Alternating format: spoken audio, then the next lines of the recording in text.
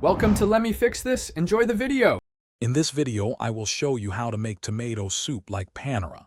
Get ready to create a comforting and delicious bowl of creamy tomato goodness right in your own kitchen.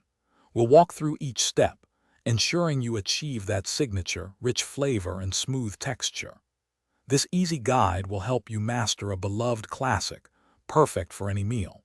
Let's dive into making a truly satisfying soup that tastes just like your favorite cafe. To start, gather your essential ingredients for that authentic Panera taste.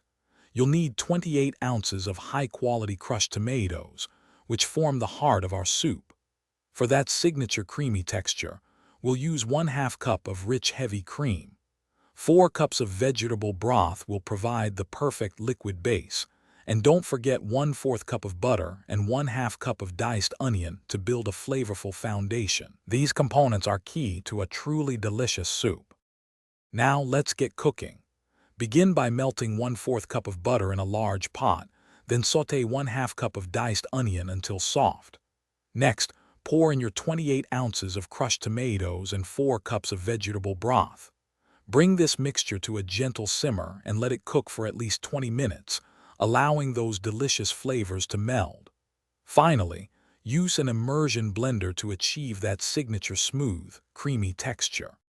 For the perfect finish, remove your beautifully blended soup from the heat and gently stir in 1/2 cup of heavy cream. This adds irresistible richness and velvety texture. Taste and adjust seasoning with salt and freshly ground black pepper until it's just right. Garnish your warm bowl with fresh basil or a delicate swirl of extra cream.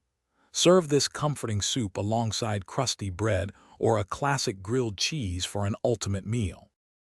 Thanks for watching. If you found this helpful, don't forget to like and subscribe.